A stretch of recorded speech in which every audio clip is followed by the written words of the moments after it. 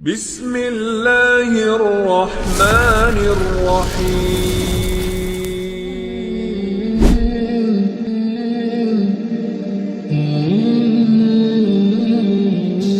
20 dosa orang yang meninggalkan sholat.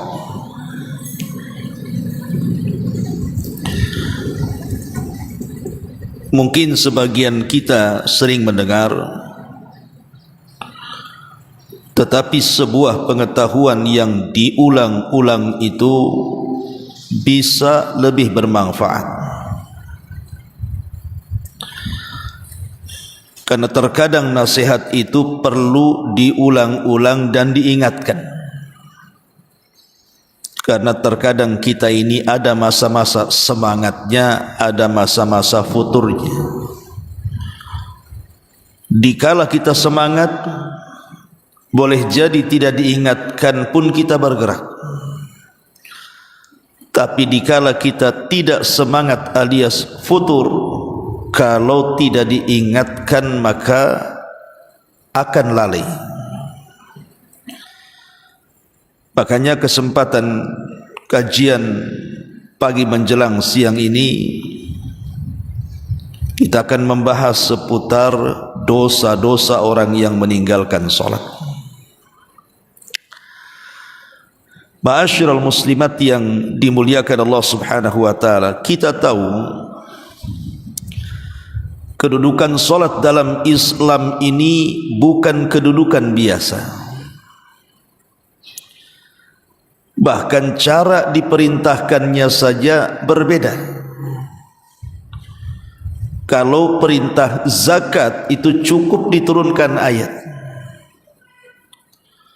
Kalau perintah puasa demikian juga. Allah mencukupkan dengan menurunkan ayat. Begitu juga perintah haji. Tetapi perintah salat ini tidak cukup diturunkan ayat, di mana Nabi SAW diundang langsung oleh Allah Subhanahu wa taala. Kemana? Ke Sidratil Muntaha. Dalam peristiwa yang belum pernah dilakukan semua para nabi.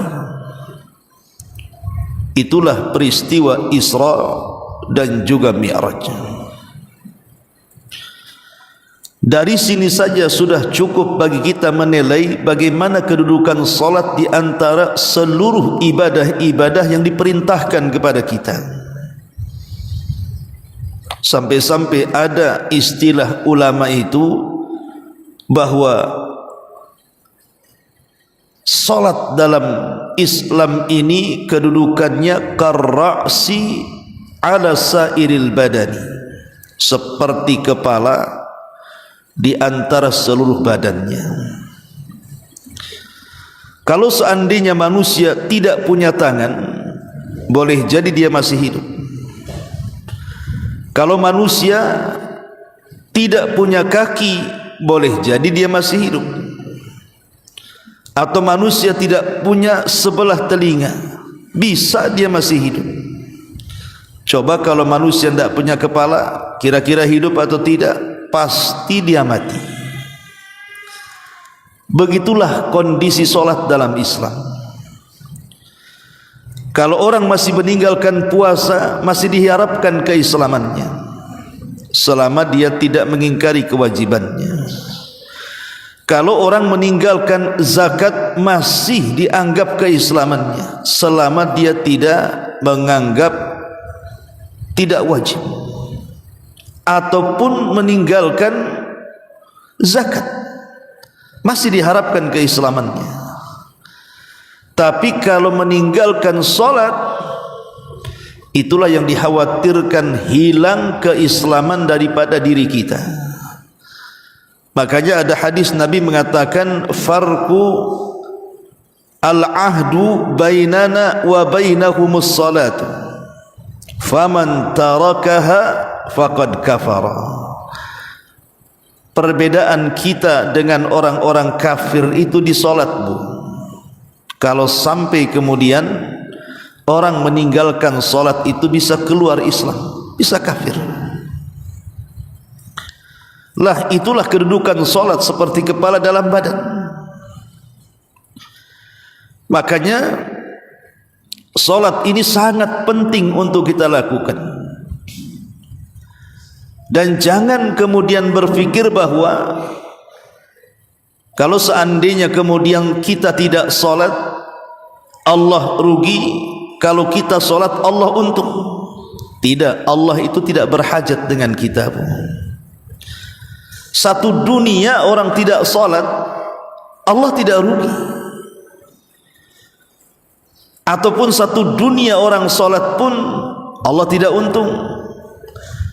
Karena ada istilah para ulama, satu dunia manusia bermaksiat tidak mengurangi kekuasaan Allah.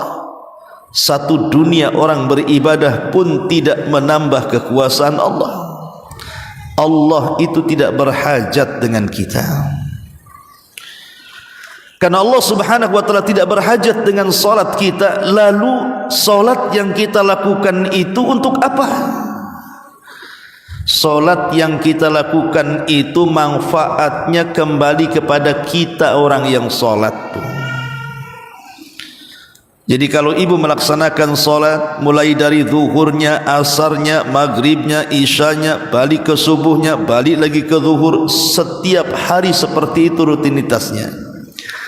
Itu manfaatnya kembali kepada kita, bukan kembali kepada Allah subhanahu wa ta'ala. Yang untung ya kita, yang rugi juga kita.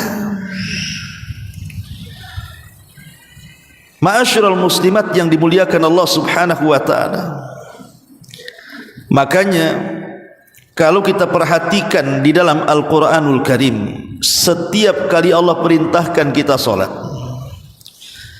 maka bahasa yang digunakan oleh Allah di dalam Al-Quran itu kalimat aqimu salata, dirikan solat.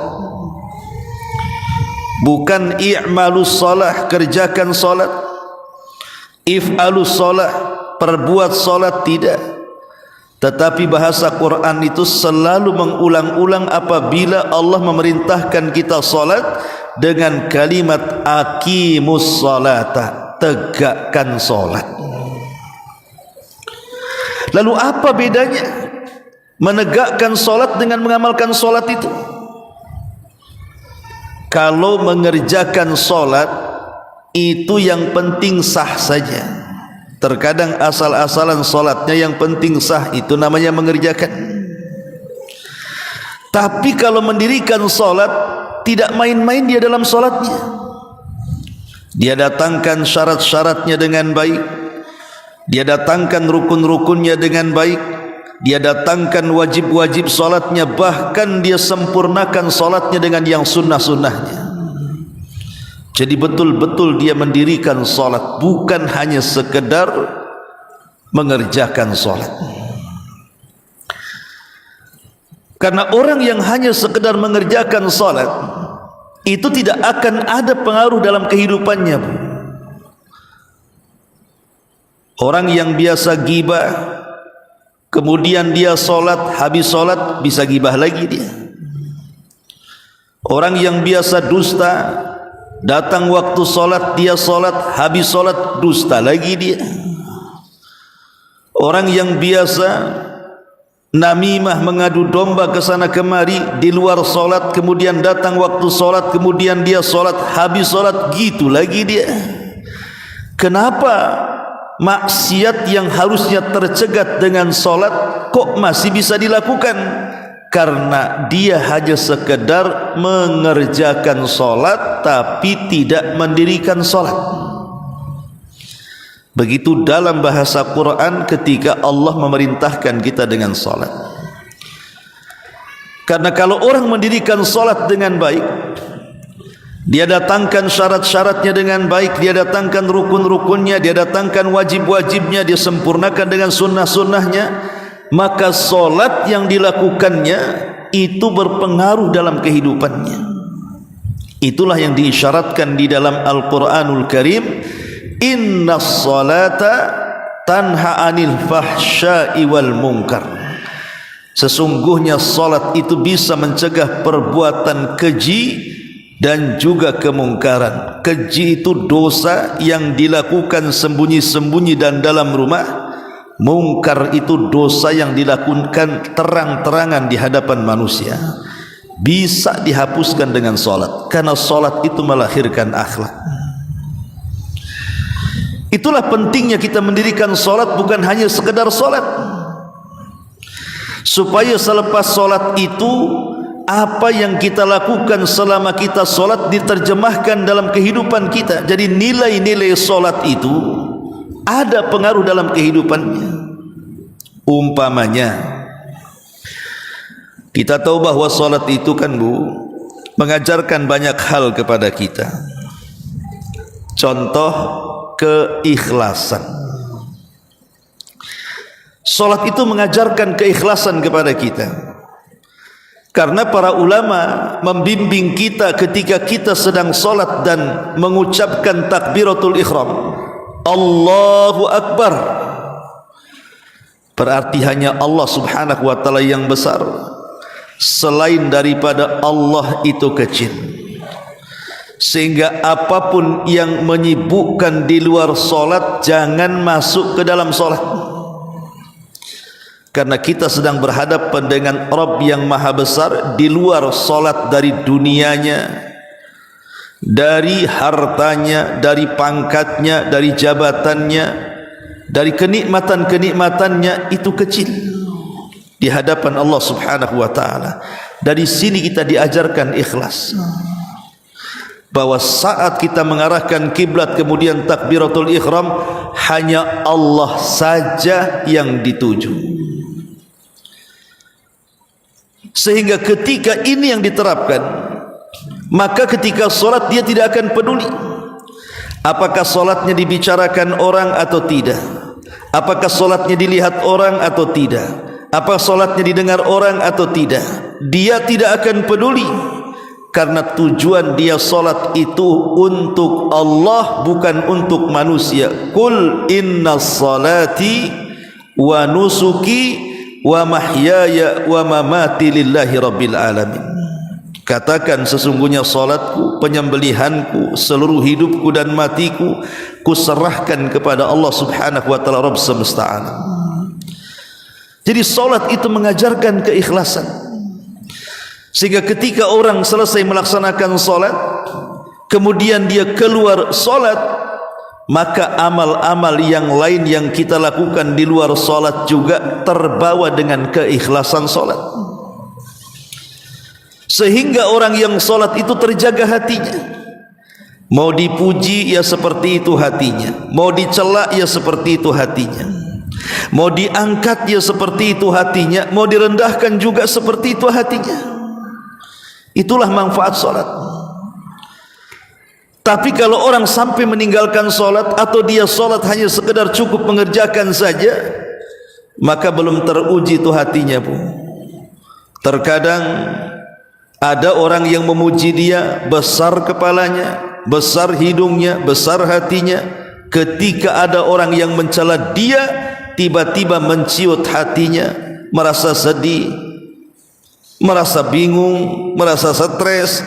Itu belum ikhlas boleh jadi, karena ketika dia menegakkan salat belum menegakkan yang sesungguhnya.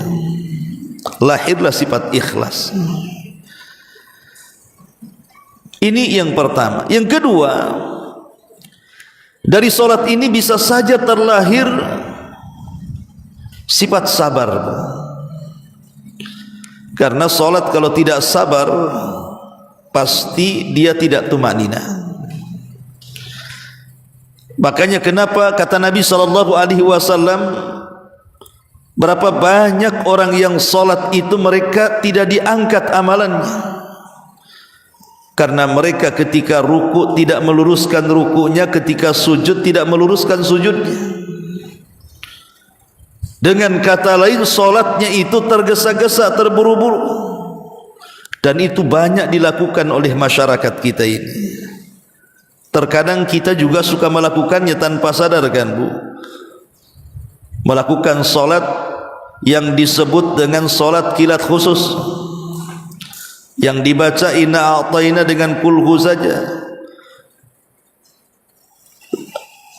Okelah kalau seandainya solat itu dibaca dengan sangat pendek, tidak ada masalah. Yang jadi masalah itu adalah gerakan-gerakan dan bacaan, terkadang sekilat-kilatnya. Belum tumakninah rukunya sudah i'tidal, belum tumakninah i'tidal sudah sujud, belum tumakninah sujud sudah duduk di antara dua sujud. Akhirnya solat pun seperti ayam lapar yang ibu kasih beras. Seperti itu akhirnya solatnya. Tapi kalau seandainya kemudian ibu solat tumakninah, yang dikejar bukan rakaat tapi pahala, maka disinilah kita dilatih kesabaran. Sabar saat berdiri, kalau belum selesai baca jangan ruku. Sabar saat ruku, kalau belum lurus punggung jangan i'tidal, dan begitu seterusnya.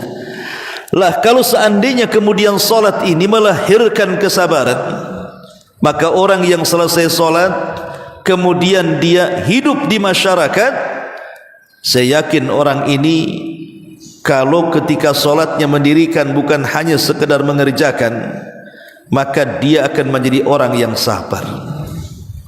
Digibah tetangganya sabar, tidak perlu membalas.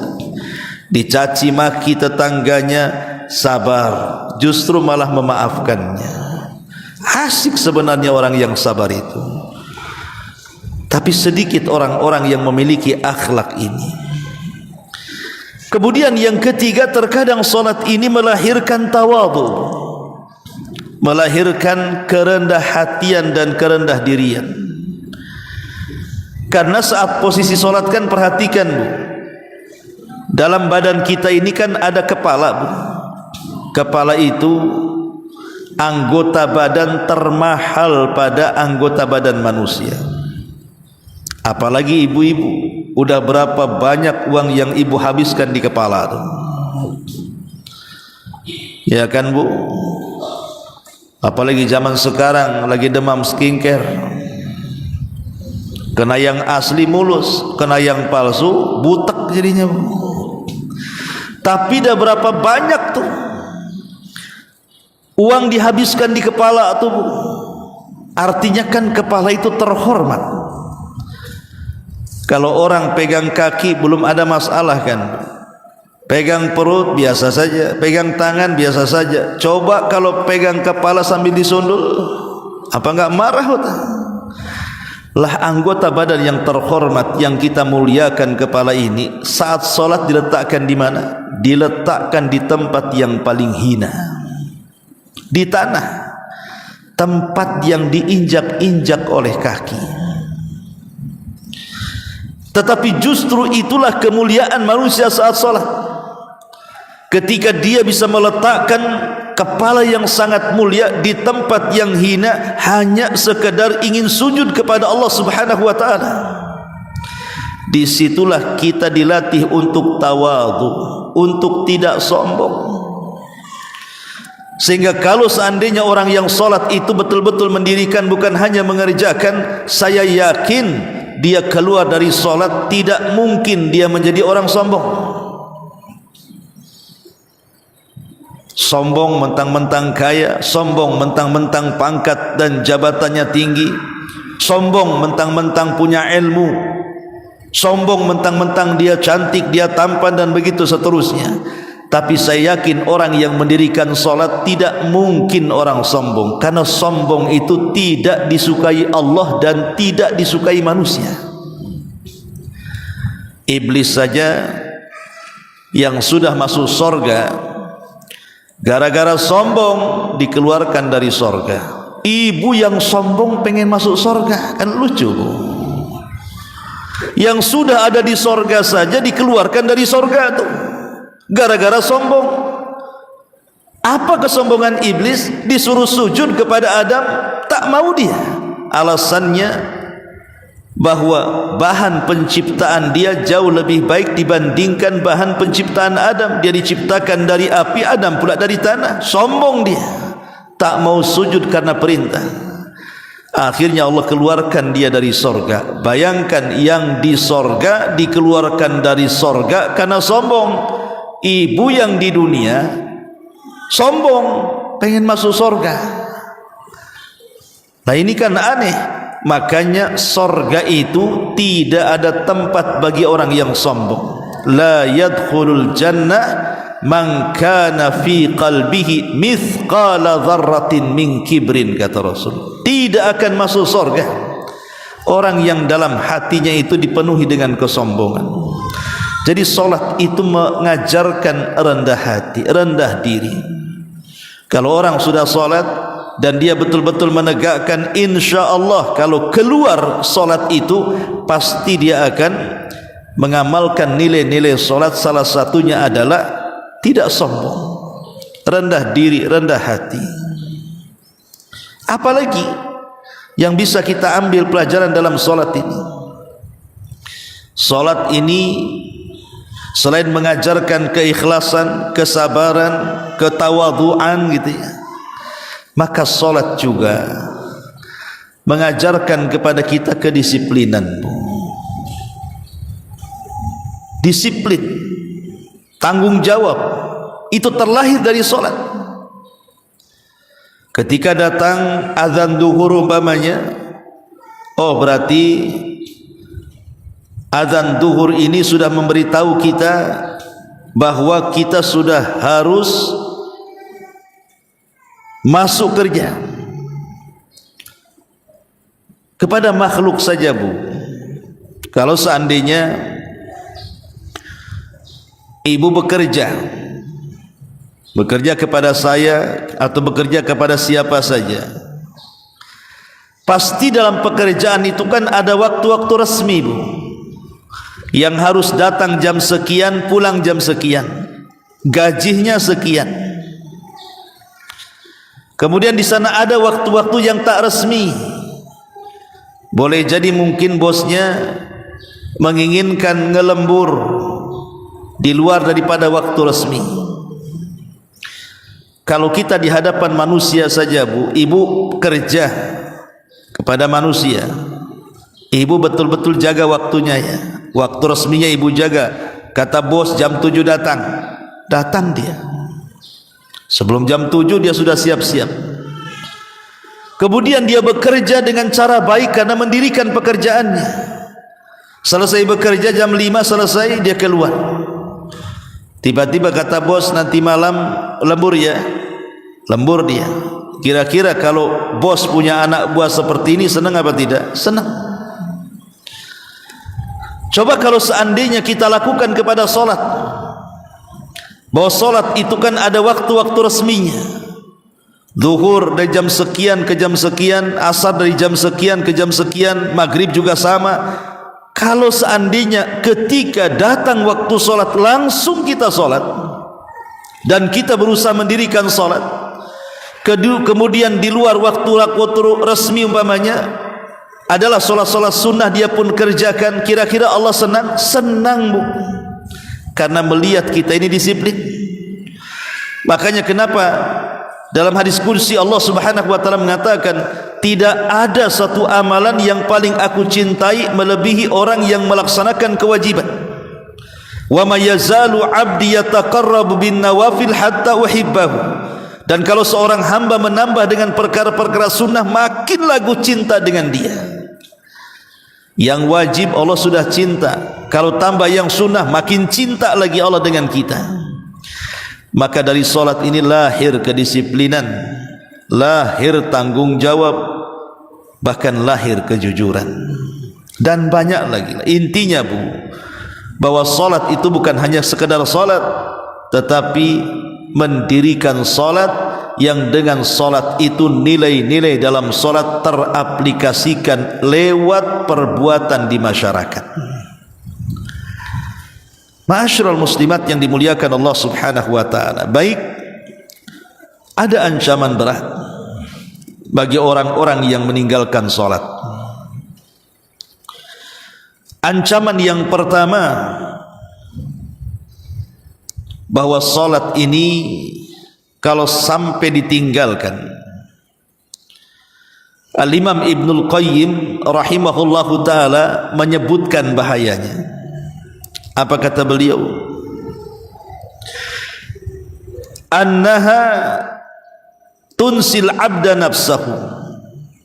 fa idza nasiya nafsahu ahmalaha wa afsadaha wa min uqubatiha annaha tuzilun ni'amal hadirata wa taqta'un ni'amal wasilata fa inna ni'amallahi ma hafidha mawjuduha bimithli ta'atihi wa lastajlaba mafkuduha bimithli ta'atihi fa inna ma indallahi la yunalu illa bi ta'atihi. Subhanallah, ini bagus sekali perkataan Al-Imam Ibnul Qayyim, dan ini cambuk bagi orang-orang yang suka meremehkan solat atau sampai meninggalkan solat. Kata beliau, kalau orang sudah mulai bermaksiat, kalau orang sudah mulai masuk dalam kubangan kemaksiatan seperti meninggalkan solat, maka hal itu bisa melupakan seorang hamba kepada dirinya. Dan apabila seorang hamba sudah melupakan kepada dirinya, maka hal itu akan merusaknya. Maka dari ancamannya, bisa saja kemudian dengan meninggalkan solat itu menghilangkan nikmat-nikmat yang harusnya didapat di masa depan, akhirnya gugur tidak dapat. Jadi kata beliau yang pertama, tuzilun ni'amal hadirah. Orang yang meninggalkan solat itu bisa menghilangkan kenikmatan-kenikmatan yang akan dia raih di masa depan. Kan rugi ibu. Ibu sudah nabung banyak-banyak. Contoh umpamanya, kalau saya logikakan seperti ini, ibu beli celengan segede gentong. Tiap harilah ibu isi uang tuh celengan itu. Sampai pada waktunya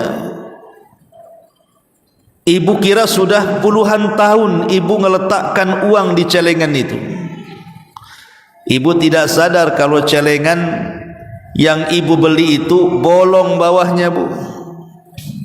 Jadi setiap masukkan uang keluar dari lubangnya, setiap masukkan uang keluar dari lubangnya. Perasaan saya sudah nabung mungkin 40-50 tahun, pas dibuka tak ada uangnya. Kenapa? Karena jatuh dari lubang yang ada di bawahnya. Lah begitulah contoh orang yang meninggalkan solat. Dikiranya dia sudah membawa pahala besar dengan amalan sedekahnya, dengan amalan berbuat baiknya kepada orang lain, kepada orang tua, kepada tetangganya. Dikiranya dia sudah mendapatkan pahala dengan puasanya, dikiranya dia sudah dapat pahala dengan hajinya, dengan zakatnya, dengan sedekahnya. Dia tidak sadar kalau seandainya dia meninggalkan solat, maka amalan-amalan di luar solat itu tidak dianggap sama sekali. Ibu sangka sudah banyak pahalanya, rupanya enggak ada pahalanya. Kenapa? Karena dia meninggalkan solat. Itulah solat akhirnya menghilangkan nikmat yang harusnya didapat di masa depan, hilang gara-gara meninggalkan solat. Ini yang pertama. Yang kedua, qat'un ni'amal wasilata, bisa memutus nikmat yang sedang berjalan. Mungkin selama ini kita diberikan kesehatan, pandangan masih awas, telinga juga dengar masih oke, mulut masih belum gagap, ngomong lancar, kaki belum ada yang sakit, melangkah berkilo-kilo pun tidak ada masalah, tangan masih bisa digerakkan. Itu kan nikmat yang sedang berjalan namanya. Tapi jangan salah, terkadang Allah hentikan tuh nikmat yang sedang berjalan apabila orang itu meninggalkan solat, kata Imam Ibnul Qayyim. Boleh jadi orang yang meninggalkan solat, mulailah pandangannya, nikmatnya dikurangi, nikmat pendengarannya dikurangi, nikmat lisannya dikurangi, nikmat tenaganya dikurangi, nikmat kakinya dikurangi, masuk penyakit satu, dan begitu seterusnya. Atau nikmat di luar badan seperti harta, mulai usahanya bermasalah, mulai hidupnya tidak berkah, dan begitu seterusnya. Ini kata Imam Ibnul Qayyim, wa taqta' ni'amal wasilah. Padahal kata Imam Ibnul Qayyim, fa inna ni'amallah ma hafidha mawjuduha bimithli ta'atihi. Ingat bahwa nikmat itu akan dijaga oleh Allah selama dia masih mentaati Allah subhanahu wa ta'ala. Ketika dia tidak mentaati Allah, maka nikmat yang Allah anugerahkan itu sedikit demi sedikit akan dicabut Allah subhanahu wa ta'ala. Kemudian kata beliau, walastajlaba mafquduha bimithli ta'atihi. Begitu juga nikmat ini akan dicabut berdasarkan semangat dan tidaknya dia mentaati Allah. Karena ma indallahi la yunalu illa bi ta'ah. Apa-apa yang di sisi Allah tidak mungkin diraih kecuali dengan ketaatan kita kepada Allah subhanahu wa ta'ala. Semakin kita taat kepada Allah, maka semakin Allah memberikan banyak nikmat kepada kita. Ini yang pertama, Bu, ya. Di antara ukubat orang-orang yang meninggalkan salat itu, maka akan dicabut nikmat yang akan datang, bahkan akan diputus nikmat yang sedang berjalan. Ini yang pertama. Yang kedua, yuhbitu amalahu.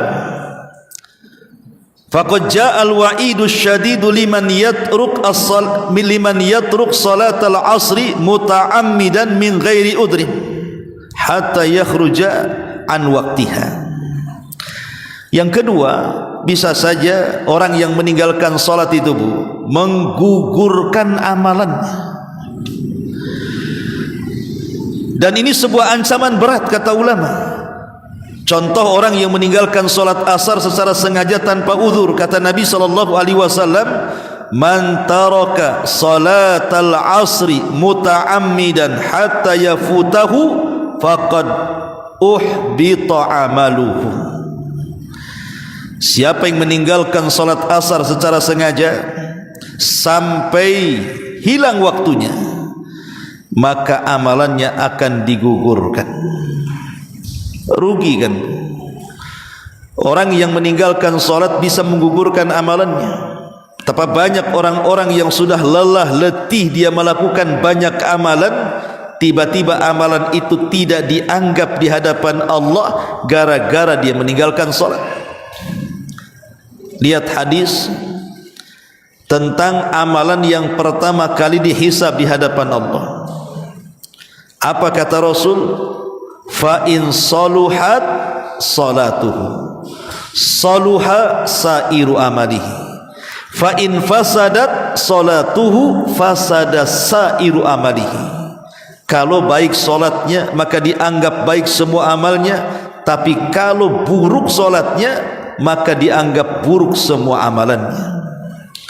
Makanya kadang-kadang saya heran, Bu, ada orang yang tidak perhatian dengan salat tapi memperhatikan ibadah di luar daripada salat. Contoh umpamanya kalau datang bulan Ramadan, ada orang yang puasa, Bu, mati-matian dia lapar, dia tahan tuh perutnya walaupun terlilit dengan rasa lapar karena tidak boleh makan. Dia tahan tenggorokannya walaupun harus tercekik dengan hausnya karena dia tahan minumannya. Dia tahan syahwatnya loh, dari terbit fajar sampai terbenam matahari dia bisa tuh melaksanakan puasa. Rupanya dia tidak sholat, hanya puasa saja. Kan banyak di bulan Ramadan itu yang preman-preman aja puasa, ibu ya. Ibu-ibu yang tidak pernah sholat aja puasa tuh. Loh, kok bisa dia berpuasa padahal ibadah puasa itu lebih berat dibandingkan sholat kan? Kalau sholat itu kan hanya bisa beberapa menit saja sesuai dengan durasi. Durasi pun kita yang atur. Panjang lam yakunil, pendek kasih kulhu, kan kita yang atur, ya. Tapi puasa itu kan tidak bisa kita atur volumenya. Sampai duhur saja tidak bisa. Sampai asar saja tidak boleh. Saya sudah lapar harus buka. Tak boleh, karena ada waktu kapan berhenti, kapan dia buka. Tapi bisa dia melaksanakan puasa, tidak bisa pula dia melaksanakan sholat. Dia tidak sadar bahwa puasa yang ia lakukan dengan menahan laparnya, hausnya, syahwatnya tidak berguna di hadapan Allah kalau dia meninggalkan sholat. Lah ini yang tidak dipahami di masyarakat. Dikiranya amalan-amalan yang lain itu bisa memasukkan ke surga walaupun tak sholat. Bahkan ana pernah juga mendengar di masyarakat itu, yang penting kan baik Pak Ustadz, akhlaknya bagus katanya, tidak suka dusta, punya etika katanya. Kan gak sholat gak apa-apa, yang penting kan akhlaknya baik. Tuh si Anu tuh sholatnya oke, gibahnya iya katanya.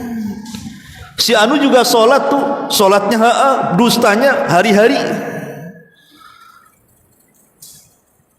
Ibu, Nabi SAW, tidak ada manusia yang lebih indah akhlaknya di luar daripada Nabi. Saking indahnya akhlak Nabi itu sampai turun pujian Allah kepada Rasul, wa innaka la'ala khuluqin azim. Wahai Muhammad, engkau itu manusia yang memiliki akhlak yang sangat agung, sehingga wajar kalau Rasul itu layak jadi panutan karena punya akhlak. Sempurna akhlak yang dimiliki Nabi saja, Nabi tidak pernah meninggalkan sholat. Kalau semata-mata orang boleh meninggalkan sholat karena terpikir yang penting akhlaknya bagus, harusnya Nabi tidak perlu sholat lah.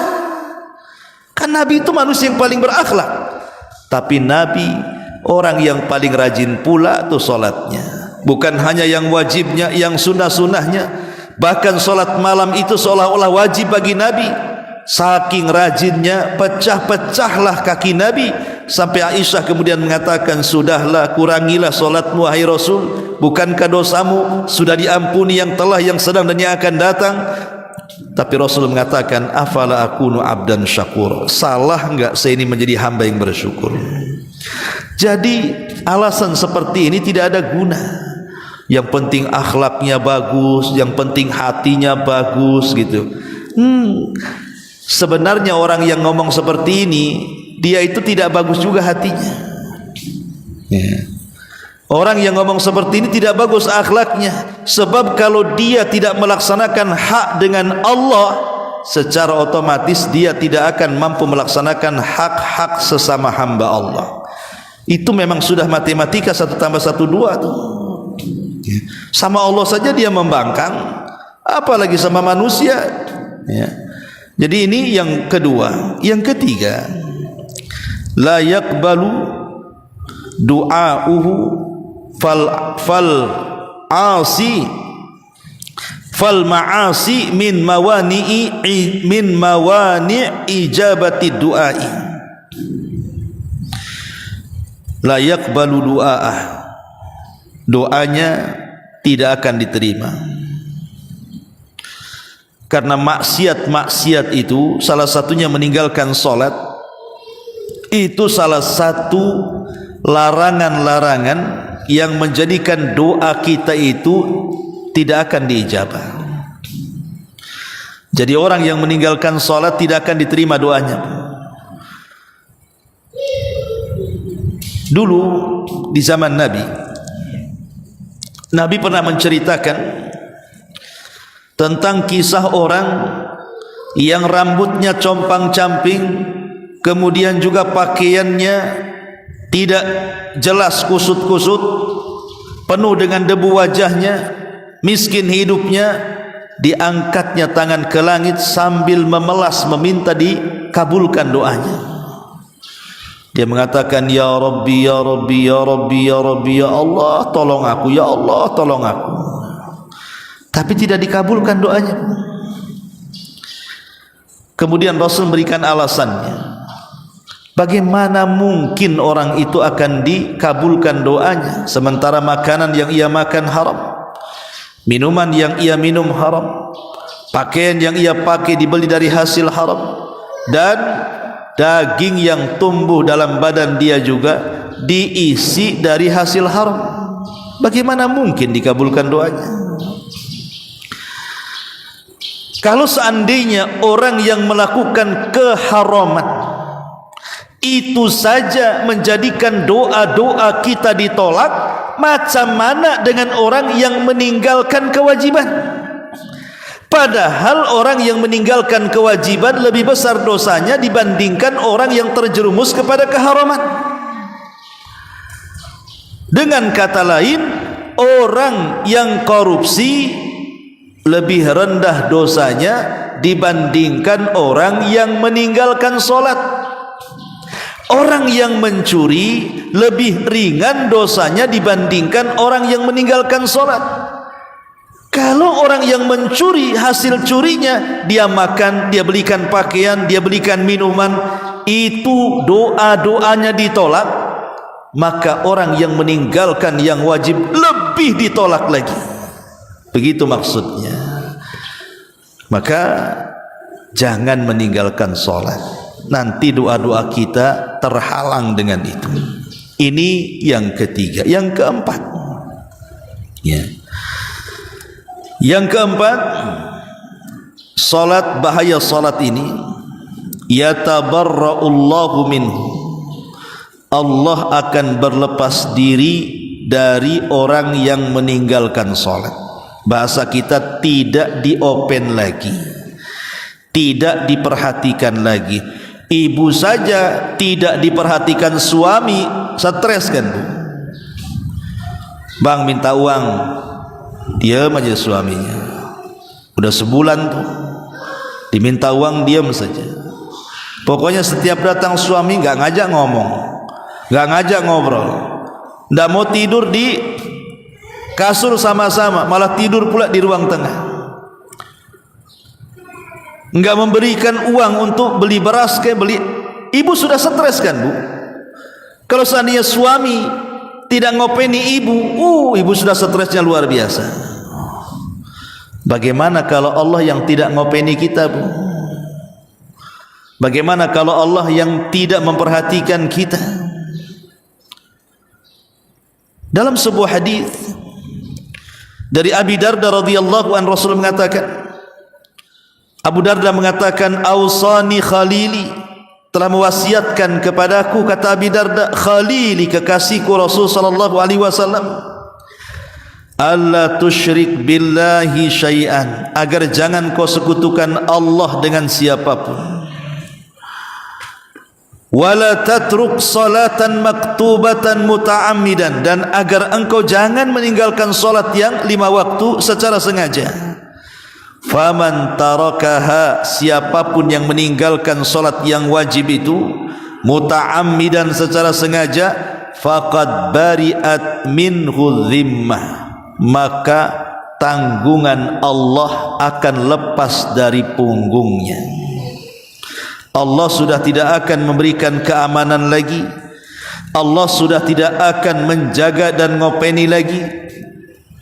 Dan ini bahaya. Kalau Allah sudah tidak memperhatikan kita, sudah tidak ngopeni kita, sudah tidak memberikan keamanan kepada kita, lalu apa gunanya kita hidup kalau begitu? Maka jangan sampai orang meninggalkan sholat takut Allah berlepas diri dari kita. Ini yang keempat. Yang kelima, isa'atul dhann bihi wa bidini. Hakikatnya orang yang meninggalkan solat itu dia buruk sangka. Dia berburuk sangka dengan Allah, bahkan berburuk sangka dengan agamanya. Kata Nabi SAW, "Man shalla salatana wastaqbala qiblatana wa akala dhabihatana fadzalikal muslim." Barang siapa yang salat kita dan kita menghadap ke kiblat kita dan kita makan sembelihan kita, itulah seorang muslim. Jadi kalau seandainya ada orang yang kemudian meninggalkan solat, maka dia ragu-ragu terhadap keislamannya itu, ragu-ragu terhadap Allah yang disembahnya, seolah-olah dia tidak punya Tuhan, seolah-olah tidak punya agama, jadinya berburu sangka dalam hatinya. Maka jangan sampai meragu-ragukan agama dan Tuhan yang kita sembah dengan cara apa? Solat. Orang yang meninggalkan solat itu ragu-ragu apa punya Tuhan atau tidak, apa punya agama atau tidak. Ini kan bahaya nih. Nah, ini yang kelima. Yang keenam, lebih daripada itu, asyakku fi imanihi, ragu-ragu kepada imannya. Orang yang meninggalkan solat itu ragu-ragu kepada imannya sendiri. Allah Subhanahu wa taala berfirman, innama yu'minu bi ayatina alladzina idza dzukiru biha kharru sujada wa sabbahu bihamdi rabbihim wa hum la yastakbirun. Hanya saja orang-orang yang beriman dengan ayat-ayat kami, apabila diingatkan dengan ayat-ayat itu mereka langsung tersungkur sujud, kemudian mereka bertasbih dengan memuji Rabb mereka, dan mereka tidak sombong.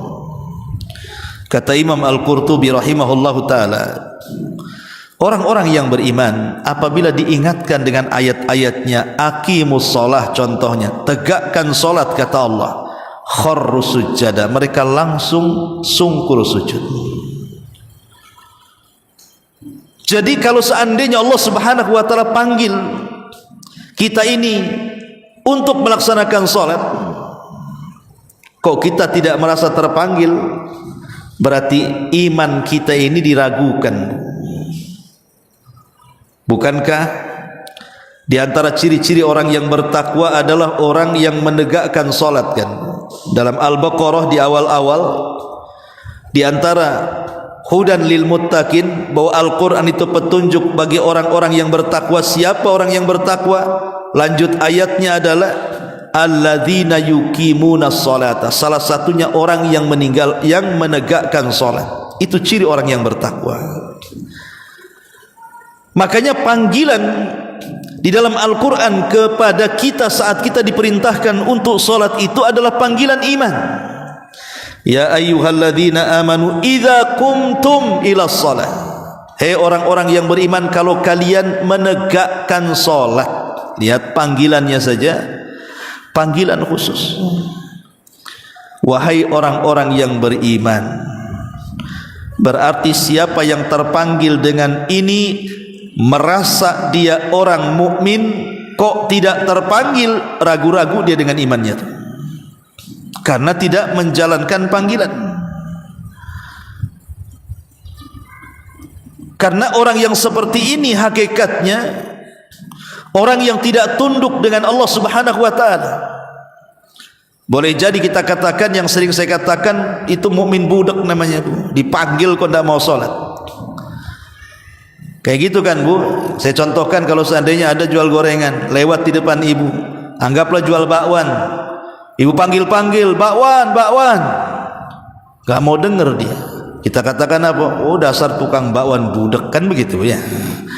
Ini ibu dipanggil sama Allah. Ya ayyuhalladzina amanu, hai orang-orang yang beriman, idza qumtum ila shalah, kalau kalian menegakkan salat, kemudian bla bla bla suruh wudu, kan begitu. Kita dipanggil dengan iman.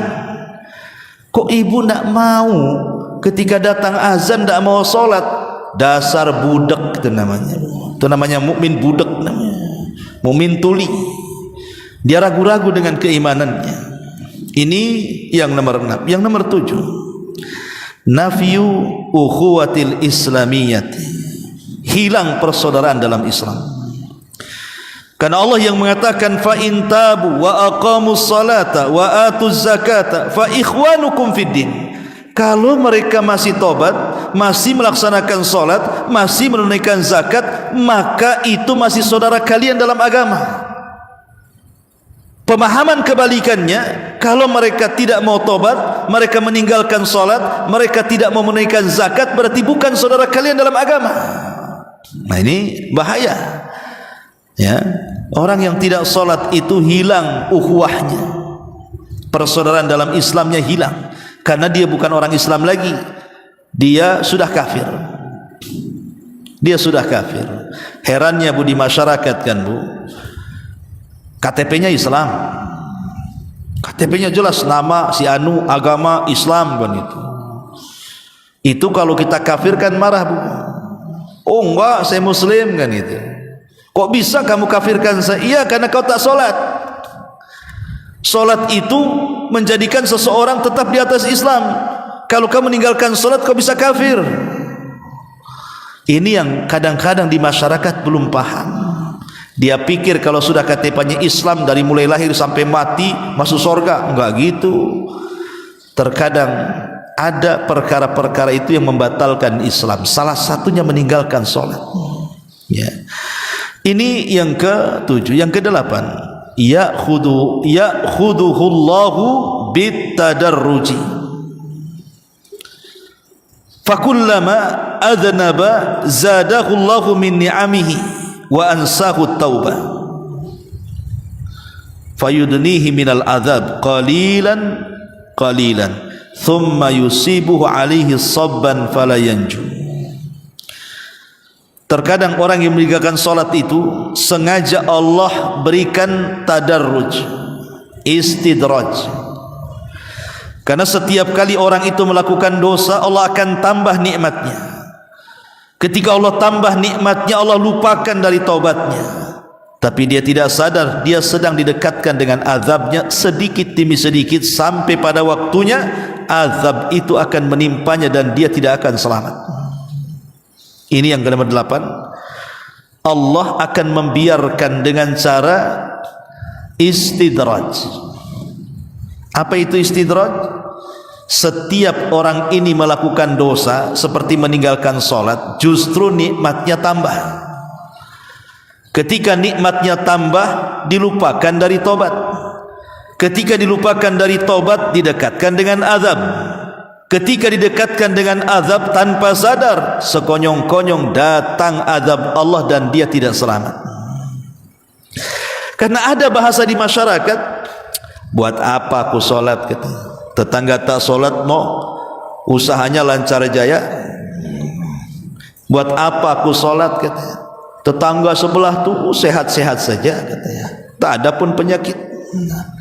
Buat apa aku solat? Si fulan makin kaya, rumahnya makin mewah, mobilnya makin bagus, tanahnya makin luas umpamanya kan. Itulah kadang-kadang setan ngasih was-was. Ah, kalau gitu tak solatlah kayak dia biar kaya. Mulai setan masuk. Dia tidak sadar bahwa orang yang tidak solat tapi makin kemudian banyak nikmatnya, itu sedang diuji oleh Allah dengan istidraj itu.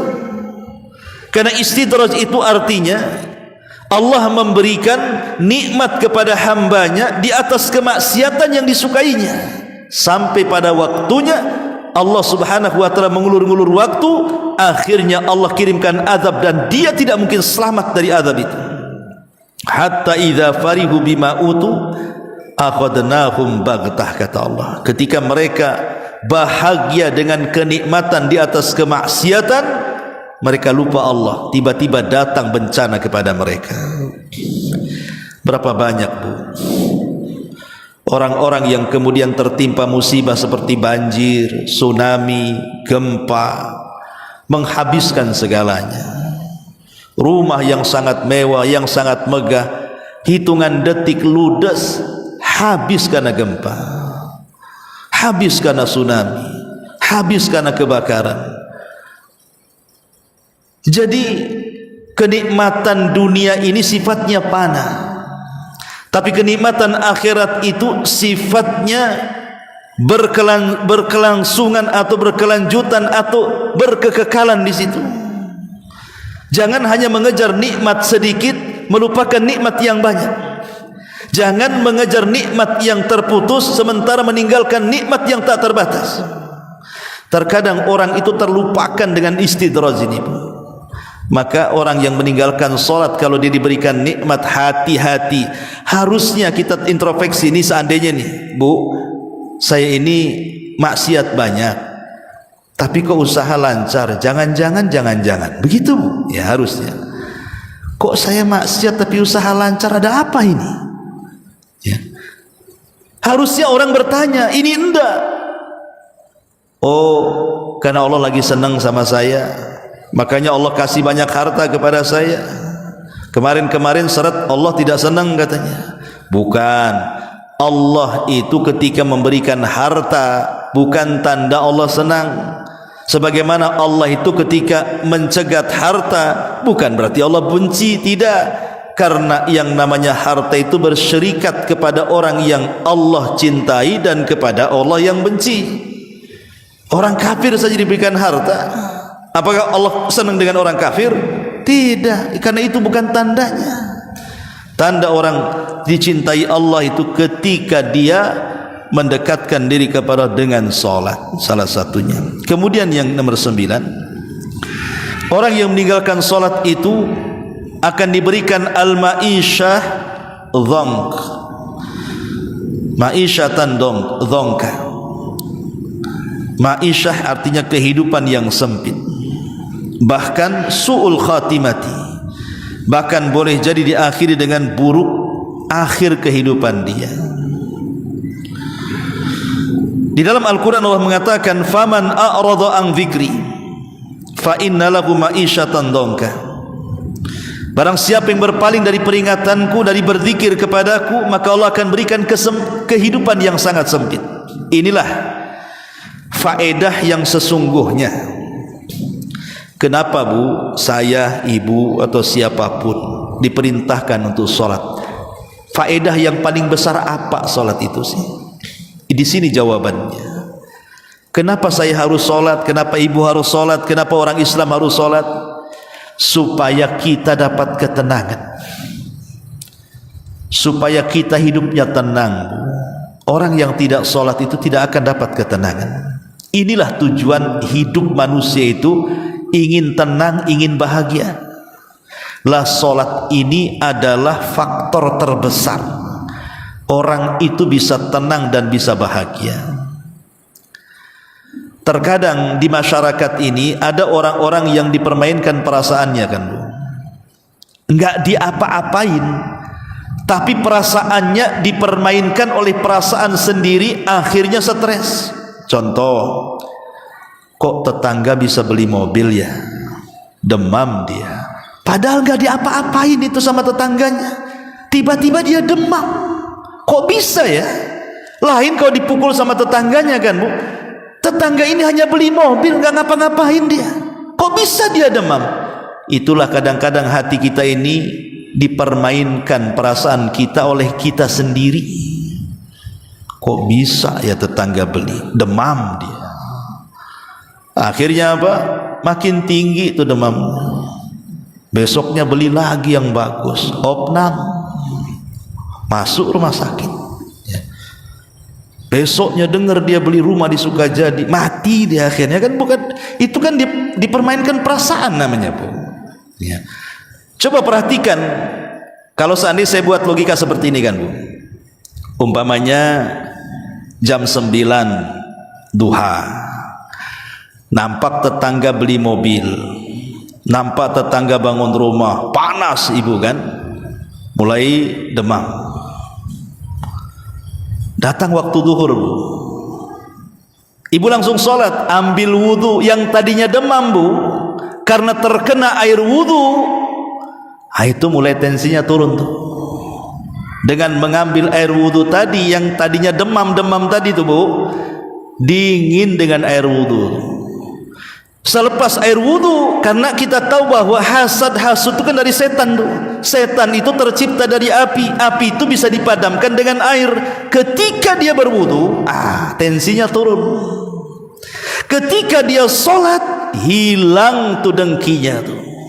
Itulah sholat bisa membawa ketenangan. Ini tujuan orang sholat ini, supaya hidup di masyarakat tidak mudah dengki, tidak mudah hasad, tidak mudah hasud, tidak mudah iri, dan begitu seterusnya. Tenang hidupnya. Karena biasanya orang-orang yang mereka meninggalkan sholat itu yang paling banyak hasadnya, itu yang paling banyak dengkinya. Oh enggak Ustadz, yang ngaji lebih parah katanya. Kalau sudah gibah itu paling keras suaranya. paling banyak gengnya. Ya, boleh jadi kembali ke pembahasan awal, solatnya hanya sekedar mengerjakan solat tapi tidak mendirikan solat. Kan tadi saya katakan bahasa Quran, aqimus solah, dirikan solat, bukan i'malu solah, kerjakan solat. Karena mengerjakan itu bisa asal-asalan, tapi mendirikan solat itu sungguhan, melahirkan nilai-nilai solat di luar daripada solat. Nah, ini penting ya. Kalau orang meninggalkan solat, sempit tuh hatinya. Kemudian yang nomor 10, al-khasaratu wan nadam. Bisa saja orang yang meninggalkan solat itu mendapatkan kerugian dan penyesalan. Kapan? Boleh jadi di dunia dia tidak menyesal, tapi di akhirat. Begini Bu, orang yang yakin adanya kehidupan setelah kematian itu masih lebih untung dibandingkan orang yang tidak yakin adanya kehidupan setelah kematian. Anggaplah contoh, saya sholat dengan harapan saya masuk surga, kemudian saya mati, rupanya setelah mati tidak ada kehidupan setelah kematian, ya lewat begitu saja. Kira-kira rugi tidak? Tidak rugi. Yang satunya, aku tidak sholat, aku enggak yakin adanya kehidupan setelah kematian. Tahu-tahu enggak sholat, mati, rupanya ada kehidupan setelah kematian. Apa enggak bankrupt dia? Ya, itu yang harus tanamkan. Makanya jangan sampai kemudian kita terpikir bahwa kan kadang-kadang setan ini masuk ke dalam dada kita. Ah, jangan-jangan akhirat ini ada atau enggak sih sebenarnya? Kita katakan ada, walaupun setelah mati enggak ada ruginya sebenarnya. Daripada kita meyakini akhirat tidak ada, kemudian kita habiskan dengan kemaksiatan, setelah mati rupanya akhirat ada, matilah dia. Ya. Makanya jangan sampai kemudian kita ini terkena khasarah, terkena nadam, kerugian ataupun penyesalan, tidak di dunia, di akhirat. Kemudian yang nomor 11, la yastati'as sujud fil akhirah. Orang yang tidak pernah sholat di dunia, maka dia tidak akan bisa sujud di akhirat. Ketika Allah mengatakan yauma yukshafu an sakin wa yud'auna ila sujudi fala yastati'un, ketika Allah merintahkan, ketika Allah menampakkan dirinya, menampakkan betisnya, maka semua orang-orang yang beriman sujud. Tapi ada orang-orang munafik, mereka hendak sujud malah kayang, bukan ke depan, ke belakang malah. Tidak bisa dia sujud, dipaksa sujud malah kayang ke belakang. Itulah orang-orang yang ketika di dunia mereka tidak pernah sujud, maka di akhirat pun dia tidak akan bisa sujud di hadapan Allah. Al-jaza min jinsil amal. Taib, karena waktu juga. Yang nomor 12, al-wail liman tarakas salat. Lembah neraka jahanam yang disebut wail bagi orang yang meninggalkan salat. Kemudian yang nomor 13, al-ghai.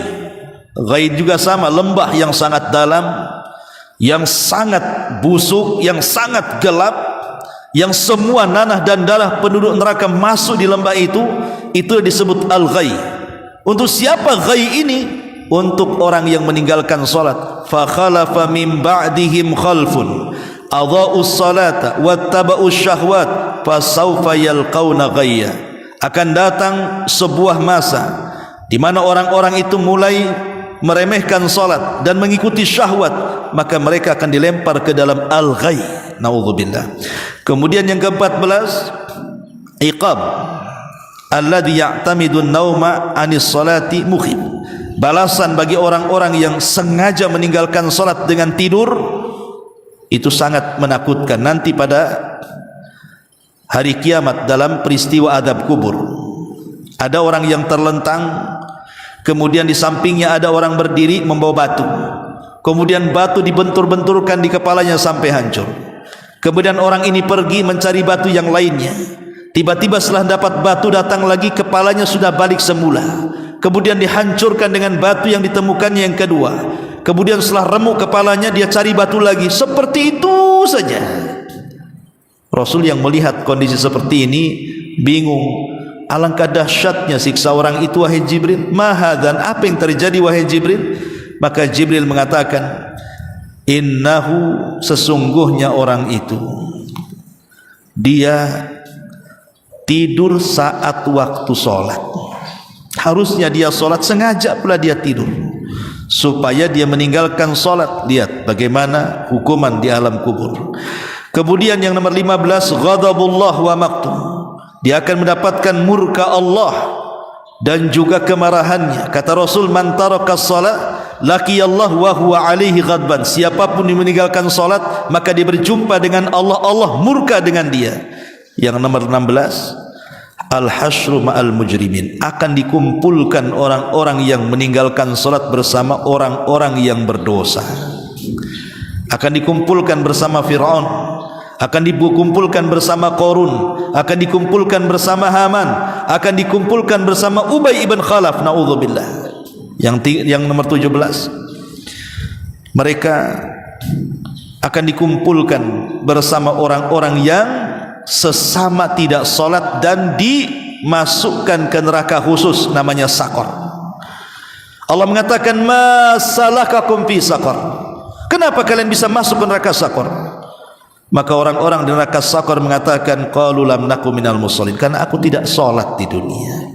Naudzubillah, ya, karena aku tidak salat di dunia maka aku dimasukkan ke dalam neraka Saqar. Kemudian yang ke-18, bahwa orang yang meninggalkan salat adalah khianatan lil amanah, dia sedang mengkhianati amanah. Allah mengamanahi ibadah, dia pula mengkhianatinya. Dan orang yang meninggalkan salat hakikatnya istahwad asy-syaitan, setan sudah menguasainya.